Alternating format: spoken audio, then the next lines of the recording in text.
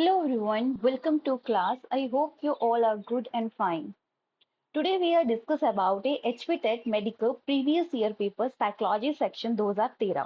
2012 का हमने already discuss कर चुके हैं। अब मैं लेके आई हूँ आपके सामने 2013 का पेपर जो कि काफी ज्यादा इम्पोर्टेंट है।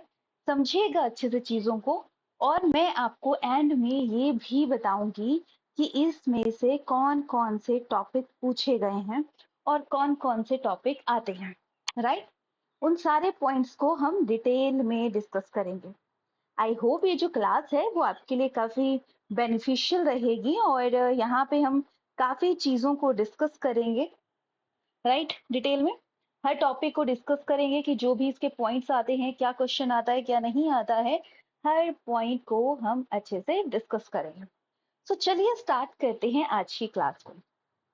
स्टार्ट करने से पहले अगर आपने हमारे चैनल को अभी तक सब्सक्राइब नहीं किया है तो सब्सक्राइब कर लीजिएगा, साथ साथ बेल आइकन दबा दीजिएगा ताकि कोई भी वीडियो की नोटिफिकेशन मिस ना हो और आपको प्रॉपर कंटेंट मिल सके। चलिए बात करते हैं फिर आज के क्वेश्चन पेपर की। So first question, reasoning ability is associated with dash intelligence. Reasoning question जब हम सॉल्व करते हैं तो एक चीज तो समझ आइए कि रीजनिंग एबिलिटी मेन फोकस करती है कि कैसे चीजों को सॉल्व किया जाए, multiple way of thinking, right? अब वन बाय वन देखो, थॉर्नडाइक की थी मल्टी फैक्टर थ्योरी थी, राइट? इन्होंने लॉ ऑफ इफेक्ट दिया था, ट्रायल एंड एरर मेथड के बारे में पढ़ा था। गुल्फर ने three dimensional structure of intelligence की बात की थी। फिर बात करें स्पीयरमैन की, तो स्पीयरमैन ने टू फैक्टर थ्योरी दी थी जिसमें कि इन्होंने बताया था एक जनरल फैक्टर होता है और एक स्पेसिफिक फैक्टर होता है जिसकी वजह से कोई भी चीज में कोई बच्चा बेस्ट होता है। और थर्स्टन ने बोला था कि 7 टाइप की इंटेलिजेंस के बारे में इन्होंने बात की थी कि बच्चे में सिर्फ एक दो एबिलिटी नहीं होती, उसमें मल्टीपल एबिलिटी, जैसे वर्बल फ्लुएंसी होती है, वर्बल कंप्रेंशन होता है, स्पेशल एबिलिटी होती है, परसेप्चुअल स्पीड होती है, न्यूमेरिकल एबिलिटी होती है, इंडक्टिव रीजनिंग होती है एंड मेमोरी। ऐसे करके एक बच्चे में 7 टाइप की इंटेलिजेंस पाई जाती है। अलग अलग ने अलग अलग बोला है, पहले यूनिफैक्टर, बाई फैक्टर, फिर ट्राई की थ्योरी, फिर मल्टी फैक्टर थ्योरी, अलग अलग टाइप की थ्योरीज आई हैं। सो सारी चीजों को आपको ध्यान में रखना है। नाउ हमारा आंसर क्या बन जाता है? ऑप्शन ए। और ये क्वेश्चन है इंटेलिजेंस वाले कंसेप्ट से। तो इंटेलिजेंस वाले कंसेप्ट से आपने पहले भी देखा होगा कि क्वेश्चन आए हैं, तो आप समझ गए होंगे कि इसमें से कैसे क्वेश्चन आते हैं। Now going to next question, a teacher you never give answer to question, ठीक है? Instead you encourage your student to suggest answer. बच्चे नहीं आंसर कर रहे हैं, आप सजेस्ट करो, बच्चे आंसर करो। Have a group discussion, collaborative मतलब साथ में रह के काम करते हैं, तो वो किसके अंदर आता है? तो ये आ जाता है बीइंग ए रोल मॉडल। याद रखिएगा हर किसी में कोई ना कोई स्पेशल एबिलिटी होती है जिसमें कि वो अच्छा कर सकता है। अपनी एबिलिटी को खुद पहचानो, राइट? और टीचर की ड्यूटी होती है कि वो बच्चे के कैलिबर को पहचाने कि बच्चे में अच्छा, ठीक है, ये कमी है, इस वजह से ये नहीं कर पा रहा है ये चीज, इसको ये डर है, फियर होता है, पढ़ता है, याद नहीं होता। हर कोई बच्चा इंटेलिजेंट होता है, बट कैसे देखा जाए वो चीज मैटर करती है। तो क्या आ जाएगा? Being a role model. Option D is the correct, ठीक है? Sorry, being a role model नहीं, यहाँ पे एक्टिव पार्टिसिपेशन आ जाएगा क्योंकि एक्टिव पार्टिसिपेशन हो रहा है ना जिसमें और उसमें सब कुछ आ जाता है, फिर सारी चीजें मैटर कर जाती हैं। तो option B is the right. Now next question है, is a creative learner. Creative learner क्या होता है? ये भी जनरल क्वेश्चन से है, या आप बोल सकते हैं डाइवर्जेंट थिंकिंग, उन चीजों से ये टॉपिक है। क्रिएटिविटी होती है जब हम एक ही चीज को अलग अलग वे से सुनते हैं एंड समझते हैं। तो क्रिएटिव लर्नर होता है जो कैपेबल होता है ऑफ डाइवर्जेंट थिंकिंग, मतलब प्रॉब्लम को अलग अलग तरीके से सोच रहा है कि इस प्रॉब्लम को इस तरीके से सॉल्व किया जा सकता है, इस प्रॉब्लम को इस तरीके से सॉल्व किया जाता है। जब बच्चा इस तरीके से सोचता है तो वो डाइवर्जेंट थिंकर होता है और एक क्रिएटिव होता है, राइट? देखो, एक्सप्लेन विद एक्सप्लेनेशन सारी पीडीएफ हमारे पास अवेलेबल है। सो आपको अगर पढ़ना हो, राइट, तो आप इन पीडीएफ से पढ़िएगा, आपको बहुत ज्यादा फायदा मिलेगा। और याद रखिएगा, ये पीडीएफ आपको हमारे टेलीग्राम पे मिल जाएगी, जो कि फ्री ऑफ कॉस्ट है, जिसमें कि एक्सप्लेनेशन के साथ हर चीज दी गई है, ताकि आप चीजों को समझ सके, और जहां जहां जरूरत है वहां पे पिक्चर्स भी एड ऑन हुई है। नाउ क्वेश्चन इज कि Mohan does not like his pair, अपने दोस्तों को पसंद नहीं करता, and even does not interact, मतलब वो पसंद भी नहीं करता और इंटरेक्ट भी नहीं करता, ही ऑलवेज अलग रहता है क्लास में। तो वो किस टाइप का, देखो कॉग्निटिव होता है मेंटल एबिलिटी से, स्पीकिंग अलग आ गया, तो वो अफेक्टिव, अफेक्टिव होता है जो इमोशन, वो सारी चीजें, उसमें वो एक्टिव नहीं है। तो ये क्वेश्चन ब्लूम टैक्सोनॉमी में 3 उन्होंने डोमेन दिए थे, कॉग्निटिव, अफेक्टिव, ठीक है, तो ये चीज याद रखिएगा। ठीक है, कौन कौन से दिए थे, cognitive, affective and psychomotor, right. Now next question, full form of a NCTF. वैसे तो कौन कौन सी ऑर्गेनाइजेशन है, क्या है, उससे इतने क्वेश्चन नहीं आते, बट कुछ पॉइंट से क्वेश्चन पूछ लिए जाते हैं, जो कि आपको ध्यान में रखना है। जैसे कि पूछ लिया एनसीटीएफ, ये लिख लो अलग से, क्योंकि स्पेसिफिक कुछ कुछ चीजें अलग मिलती हैं। तो ये है national council of teacher education, कि टीचर की भी एजुकेशन पे फोकस कराना चाहिए कि कैसे पढ़ाना है। और एनसीटी बात करें, ये 19, मतलब ये जो एनसीटीई है, टीचर एजुकेशन से रिलेटेड, ये जो एस्टैब्लिश हुआ था वो 1995 में हुआ था, जिसमें कि मतलब स्टूडेंट की टीचर की ट्रेनिंग पे भी फोकस किया जाए। बीएड होती है कि कैसे पढ़ाया जाए, क्या होता है, कैसे करना है, ये सारी चीजें उसके अंदर आ जाती है। Now next question, a child right, देखो सब बच्चों में कोई ना कोई डिसऑर्डर मतलब होता है अलग अलग, किसी में ऐसा होता है कि उसको लिखने बोलने करने में प्रॉब्लम आती है। जैसे कि एक बच्चा है 31 को 13 लिख रहा है, 6 को 9 लिख रहा है, डी को पी लिखता है, मतलब उसमें वर्ड को नहीं लिख पा रहा है अच्छे से, तो उसमें किस टाइप की डिसऑर्डर आ जाएगा। तो डिसलेक्सिया आता है, रीडिंग डिसऑर्डर, ग्राफिया, ग्राफ बन रहे हैं मतलब रिटर्न वर्क हो रहा है, तो ये आ जाएगा डिस्ग्राफिया, मतलब writing disability.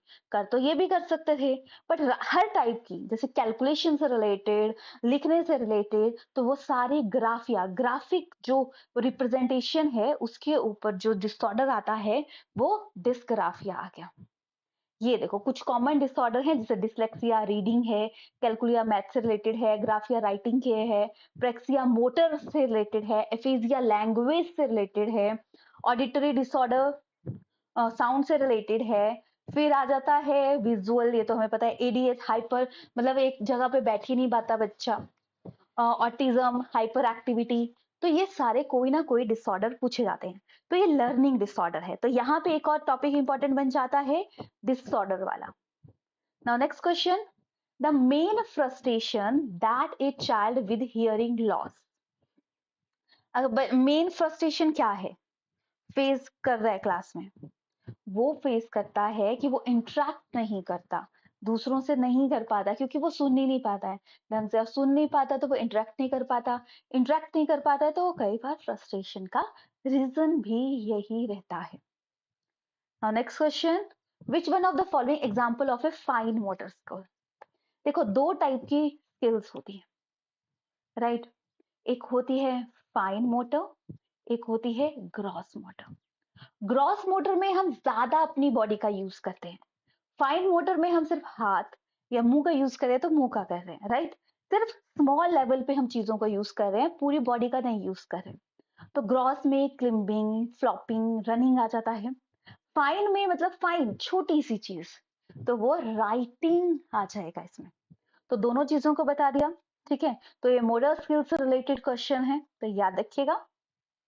Next question, orthopaedically impaired, मतलब उसमें प्रॉब्लम है चीजों को लेके, राइट, तो ये किसके अंदर आ जाएगा, तो ये आ जाएगा डिस्ग्राफिया के अंदर, राइट। अभी हमने और चीजें भी डिस्कस की कि इसके अंदर क्या आता है, सो अगेन नहीं करवाऊंगी, तो ये टॉपिक आ जाता है लर्निंग डिसऑर्डर से, और ये छोटा सा 5-7 लाइनों का क्वेश्चन है, और इससे हर बार क्वेश्चन पूछ, मैक्सिमम टाइम क्वेश्चन, हर बार तो नहीं बोलूंगी, बट मैक्सिमम टाइम आगे आने वाले सभी पेपर में क्वेश्चन है।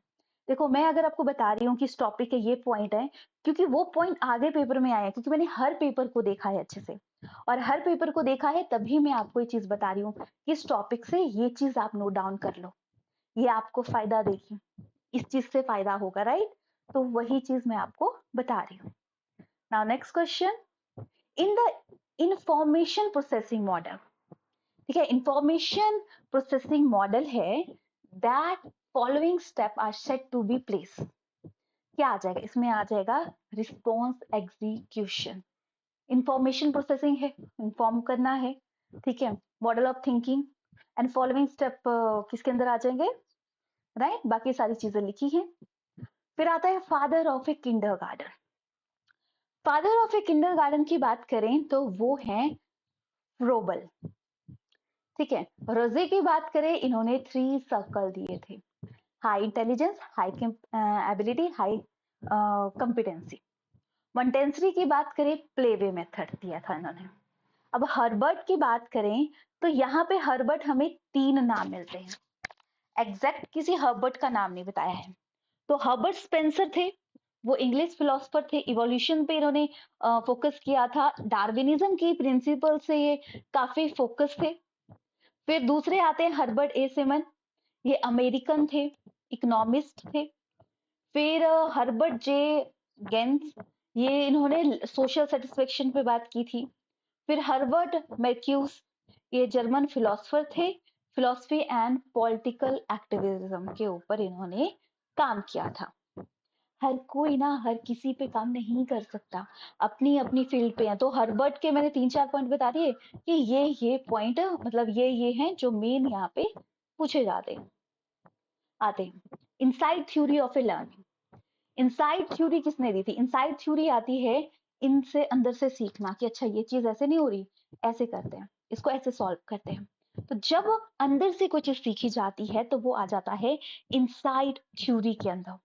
और इनसाइड थ्योरी की बात गेस्टाल्ट थ्योरी के अंदर आती है, जो कि पैटर्न पे फोकस करती है। अब आपको कमेंट सेक्शन में ये बताना है गेस्टाल्टिज्म के फादर कौन है। पैवलोव की बात करें, इनका जो एक्सपेरिमेंट था वो डॉग के ऊपर था। पियाजे की बात करें, चिल्ड्रन के कॉग्निटिव डेवलपमेंट के फादर हैं। वाइगोस्की की बात करें, ये बात करते हैं सोशल डेवलपमेंट, और ये फोकस करते हैं कि लैंग्वेज पहले इंपॉर्टेंट है देन अदर थिंग। पियाजे फोकस करते हैं पहले थॉट इंपॉर्टेंट है फिर लैंग्वेज, अलग अलग कंसेप्ट दोनों के हैं। Next, 4 distinct stage intellectual development. अभी देखो कोई भी पेपर होगा ना, प्याजे से क्वेश्चन आए ऐसा हो ही नहीं सकता। सो 4 मतलब जो स्टेजेस थी उसके बारे में बात की थी, वो प्याजे ने बात की थी। स्किनर ने रेनफोर्समेंट की बात की थी, राइट, कि बच्चों को अप्रिशिएशन करना चाहिए। एरिक सिक्सन ने डेवलपमेंट की 8 स्टेजेस दी थी जो साइको सोशल थी। कोहलबर्ग ने मॉरल डेवलपमेंट पे काम किया था, राइट, और इन्होंने 6 लेवल 3 लेवल एंड 6 स्टेजेस के बारे में बताया था। ये याद रखिएगा सारे के सारे पॉइंट। अब पियाजे की 4 स्टेजेस हैं, सेंसरी मोटिव, सेंसेस बहुत ज्यादा एक्टिव हैं, बच्चे सेंसेस के साथ बहुत सारी चीजें सीखते हैं, ठीक है। फिर प्री ऑपरेशनल 2 से 7, इस टाइम अभी डेवलपमेंट हो रही है, लैंग्वेज, इमेजिनेशन, सारी चीजें। फिर कंक्रीट ऑपरेशनल, इसमें लॉजिकल, प्री लॉजिकल, इसमें कंजर्वेशन सीख गया, वो सेरिएशन सीख लिया। फॉर्मल ऑपरेशन, अब उसमें हाइपोथेटिक डेवलपमेंट होगी, मतलब इमेजिनेशन से रिलेटेड चीजें उसमें डेवलप होगी। Now next question, in which of the following stage do children become active member? हर बहुत एक्टिव होता है वो अपने दोस्तों के साथ, तो वो किस में होता है? तो वो एडोलसेंस में सबसे ज्यादा एक्टिव होता है, और सबसे ज्यादा अपने आसपास का बच्चे पे सबसे ज्यादा फर्क भी इसी एज में पड़ता है। किस एज में पड़ता है? एडोलसेंस एज में पड़ता है। तो option is the right. Now next question, smallest unit और मीनिंग ऑफ ए लैंग्वेज। देखो लैंग्वेज से रिलेटेड क्वेश्चन है, लैंग्वेज के ऊपर किस किस साइंटिस्ट ने क्या क्या बोला, ऐसे काफी क्वेश्चन आते हैं। बट अभी बोला है छोटा यूनिट लैंग्वेज का, साउंड का अलग आता है, हर चीज का अलग आता है। अब लैंग्वेज की बात करें तो मॉर्फीन आता है, ठीक है। सो अभी इनके बारे में पढ़ते हैं। फोनीम आता है साउंड का छोटा यूनिट। बैट बैट ये सारी चीजें, ठीक है, हम साउंड से समझ सकते हैं कि चीजें क्या है। प्रैग्मेटिक्स की बात करें, प्रैग्मेटिक्स में आता है इंटरप्रिटेट करेंगे हम मीनिंग लैंग्वेज का। Can you pass the salt, मतलब हम जो बोला गया है उसके ऊपर देखें यही क्या चीज बोली गई है।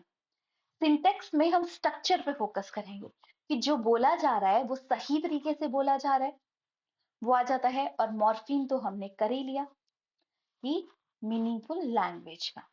सो अभी एक और question same as it is इसी पेपर में पूछा गया है, पर अलग तरीके से पूछा गया, अब देखिएगा। तो ये लैंग्वेज वाले सेक्शन से आपका इंपॉर्टेंट है।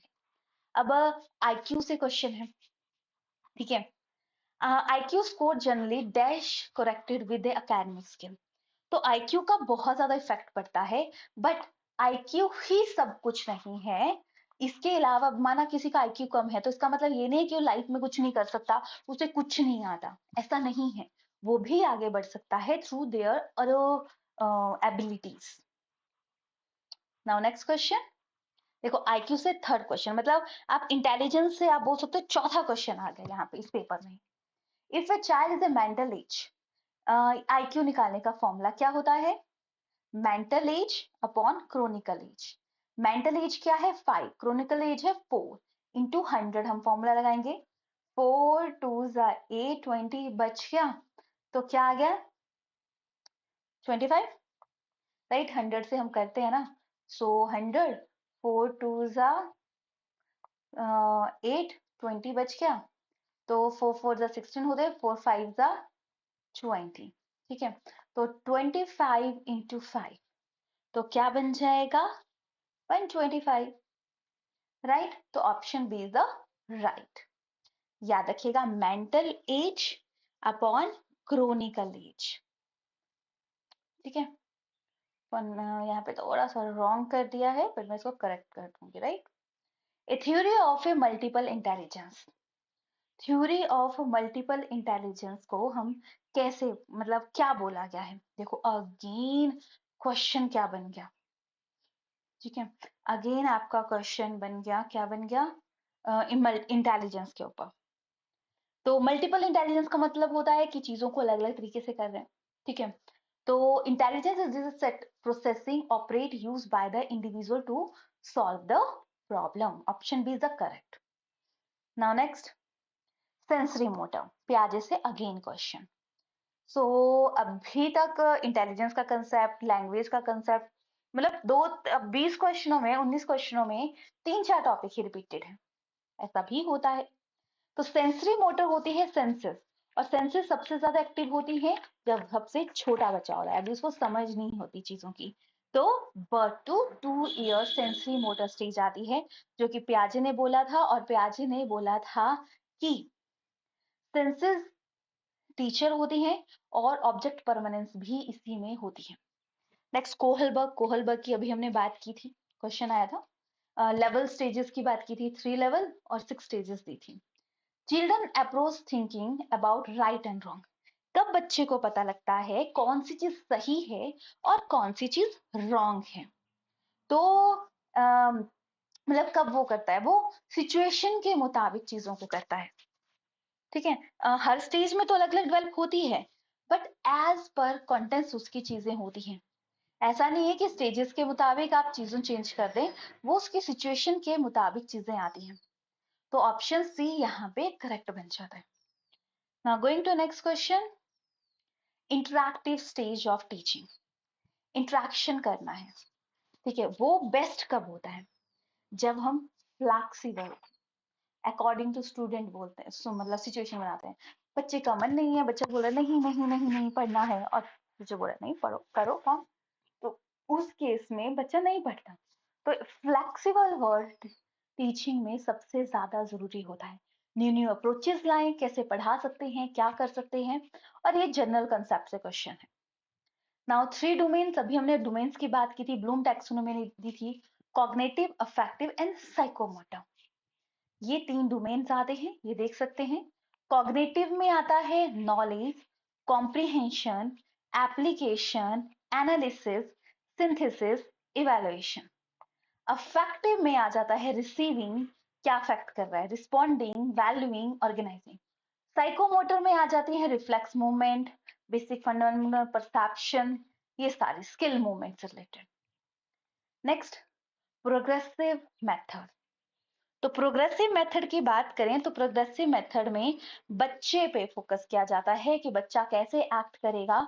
तो प्रोग्रेसिव एजुकेशन आ जाती है चाइल्ड सेंटर। और फादर कौन है प्रोग्रेसिव एजुकेशन के, ये आपको कमेंट सेक्शन में बताना है, father of progressive education. Now next question, A Rajesh love teaching, so he teach children of his neighbors in every Sunday. उसको टाइम नहीं होता पर पसंद करता है टीचिंग करना, तो वो हर संडे को पढ़ाता है। तो वो क्या है, वो उसकी पसंद है, उसका मन करता है, तो वो इंट्रिंसिकली मोटिवेटेड है, अंदर से मोटिवेटेड है, तब वो काम को करता है। Option A is the right. Now going to next question, a school give preference to girl while preparing a team for state level singing competition. तो अब गर्ल्स को ही है, क्योंकि गर्ल्स की साउंड थोड़ी अच्छी होती है, इसलिए गर्ल्स को ही चूज किया जाता है।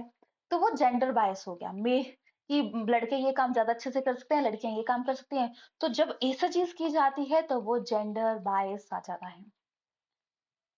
Now next question, when a teacher help her his her learner in linking the knowledge they have derived in one subject with the knowledge from a other subject, एक नॉलेज से दूसरे से उसको relate कर रहा है, तो वो किसके अंदर आ जाता है, तो वो आ जाएगा correlation and transfer of knowledge. और हमें ऐसा ही पढ़ना चाहिए, एक के साथ दूसरी चीज को लिंक करके पढ़ना चाहिए, और जितना हम लिंक करके पढ़ेंगे उतनी चीजों को अच्छे से समझ सकते हैं। तो option C is the right. Now going to next question, environment factor that shape development include all the following except। तो क्या आ जाएगा, एक्सेप्ट। कल्चर एनवायरनमेंट से है, एजुकेशन एनवायरनमेंट, नामी एनवायरनमेंट, क्वालिटी, फिजिक नहीं मैटर करती, फिजिक आपके खुद के, आप एफर्ट करोगे, हेल्दी रहोगे, आप पे डिपेंड करेगा कि कैसे रहना है, right. Now next question, a person is neither born to nor made what he is, rather he is the product of integration of biological inheritance and social heritage। So the statement significant important, person neither born to be nor made, rather product होता है, वो किसका product होता है, तो वो heredity और environment both का प्रोडक्ट होता है, क्योंकि बच्चा अपने एनवायरनमेंट से और अपने जीन से सब कुछ सीखता है, वही उसके टीचर्स होते हैं। याद रखिएगा, अगर आपको खुद को चेंज करना है तो सबसे पहले अपने एनवायरनमेंट को चेंज करो। जिस दिन आपने अपने एनवायरनमेंट को चेंज कर दिया, उस दिन आप खुद चेंज हो जाएंगे। Now next question, Meena and Reena are two sister. Meena learn every lesson very quickly, whereas Reena is a longer time to learn. It is denoted। इसमें मतलब है कि दोनों कभी सेम नहीं हो सकते, two person never be same. तो ये आ जाएगा एक टाइप का individual difference, right. Now going to next question, insight theory. अभी हमारे पास क्वेश्चन आया था, इनसाइट से रिलेटेड था, थोड़ा सा आपको हिंट सा था। तो इनसाइट आ जाता है आपका किसके अंदर, अंदर से गेस्टाल्ट थ्योरी के अंदर, राइट। पैवलोव ने डॉग के ऊपर एक्सपेरिमेंट था, प्याजे का 4 स्टेजेस दी थी, स्किनर का क्या था, रेनफोर्समेंट। अब देखो, अब ऐसे अपने वीडियो देख ली, खत्म हो गई, तो इसके बाद आप इंटरप्रिटेट करो कि चीजें क्या है, क्यों, अच्छा 4 साइंटिस्ट हैं, इन्होंने क्या क्या बोला था, क्या क्या चीजें इसके अंदर आती हैं। अब जितना आप इस चीज को समझ पाओगे, कर पाओगे, उतना आपके अच्छा स्कोरिंग रहेगा। अगर आप नहीं समझ पा रहे हो तो चीजों को आप अच्छे से नहीं कर पाओगे, ये चीज आप ध्यान में रखना। तो इसके साथ होता है आपका आज का लेक्चर फिनिश। कोई डाउट होगा तो आप पूछ सकते हैं, बाकी अगर किसी को भी क्लासेस ज्वाइन करनी हो तो वो हमारे साथ ज्वाइन कर सकता है। डेफिनेटली आपको फुल इंफॉर्मेशन वहां पे मिल जाएगी, और हर चीज की गाइडेंस भी आपको मिल जाएगी, राइट। और अगर आपने अभी तक हमारे चैनल को सब्सक्राइब नहीं किया तो सब्सक्राइब कीजिएगा, साथ साथ बेल आइकन दबा दीजिएगा, ताकि कोई भी वीडियो की नोटिफिकेशन मिस ना हो। Thanks for watching.